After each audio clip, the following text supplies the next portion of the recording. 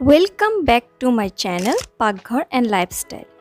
আজি মই এটা ছাগলী মাংস ৰেচিপি লৈ আহিছো যোনটো আপোনালোকে এবাৰ যদি বনাই খাই চাই তেন্তে দেখিব নেক্সট টাইমো ছাগলী মাংসকন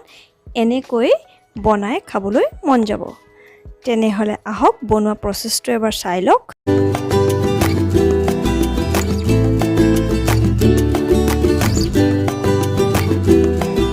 আৰু এয়া মই ছাগলী মাংস লৈছো যোনখিনি মই ভালকৈ ধুই ললো আৰু এয়া সব পিয়াজৰ পৰিমাণ অলপ হৰকৈ ল'ব আৰু এই ধৰণে দীঘলে স্লাইস কৰি কাটি ল'ব আৰু এয়া আদা কেফুটামান নহৰু আদা আৰু নহৰুখিনি মই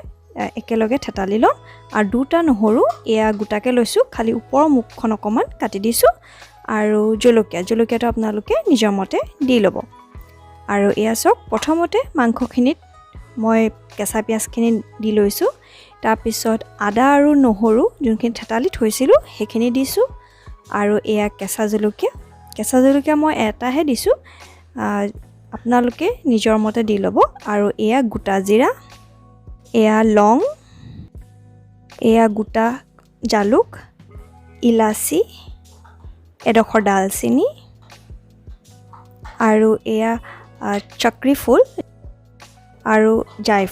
জায়ফল অকনমান দিছো এয়া হালদি পাউডাৰ এয়া মিট মছলা 1 টেবুলস্পুন দিছো এয়া কাশ্মীৰী লাল মিৰ্চটো মই কালাৰৰ কাৰণে দিছো আৰু ধনিয়া পাউডাৰ 2 টেবুলস্পুন আৰু এয়া কসুৰী মেথি 1 টিস্পুন আৰু নিমখ আন্দাজ মতে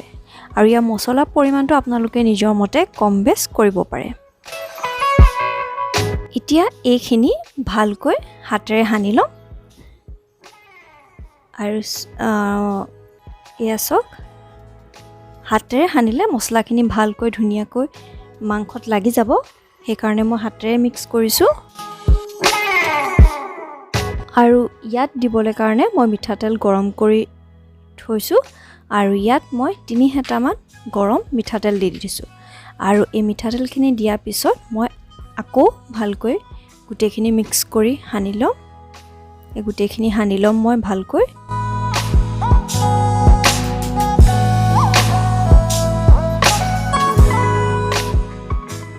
আৰু ইয়াক হাতেৰে মই ভালকৈ হানি লৈছো এতিয়া এইখিনি 15 মিনিটৰ কাৰণে এইদৰে ঢাকন দি থৈ দিছো আৰু নেক্সট মই এটা কেৰাহীত এয়া অলপমান তেল গৰম কৰি লৈছো তেল বৰ বেছি দিব নালাগে যিহেতু মেৰিনেট কৰোতে তেল দিছিলো সেই কাৰণে মই অলপমান তেল দিছো আৰু এয়া তেজপাত শুকান জলকীয়া আৰু এই গোটাকৈ ৰখা নহৰুগিটাও দি দিছো এয়া সব এইখিনি বৰ বেছি দেৰি ভাজিব নালাগে যেতিয়া জলকীয়াটো ফ্ৰাই হৈ যাব তেতিয়া আমি মেৰিনেট কৰি ৰখা মাংসখিনি দি দিম ইয়াছক আমাৰ হৈ গল জলকীয়াখিনি আৰু দেখিছে এতিয়া মেৰিনেট কৰা মাংসখিনি দি দিম আৰু এই গুটে বনোৱা প্ৰসেসটো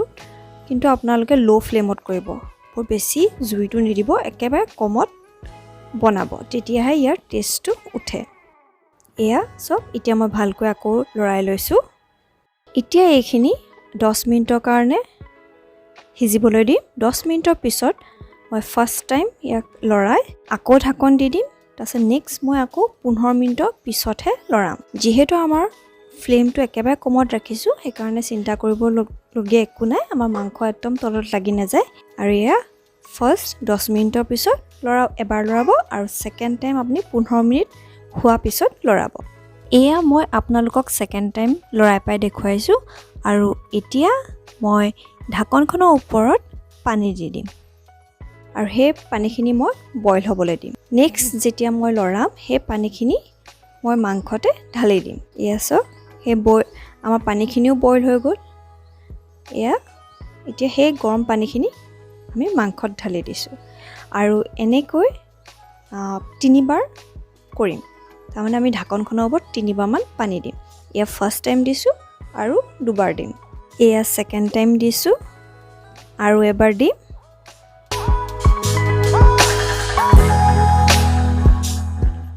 এয়া থাৰ্ড টাইম পানী দিছোঁ আৰু এইবাৰ যে পানীখিনি উতলি যাব তেতিয়া মাংসত সেই পানীখিনি দি দিম আৰু এবাৰ ভাজি ল'ম আৰু এয়া চাওক সেই থাৰ্ড টাইম পানী দিয়াৰ পিছত কুকাৰত মাংসখিনি ভৰাই দিলোঁ আৰু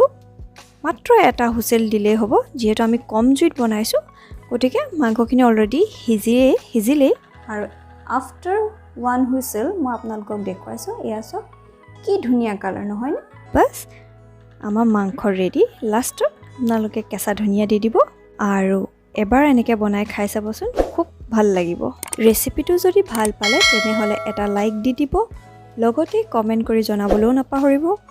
আৰু আপোনালোকে যদি চেনেলটো ছাবস্ক্ৰাইব কৰা নাই তেনেহ'লে ছাবস্ক্ৰাইবও কৰি দিব থেংক ইউ ফৰ ৱাচিং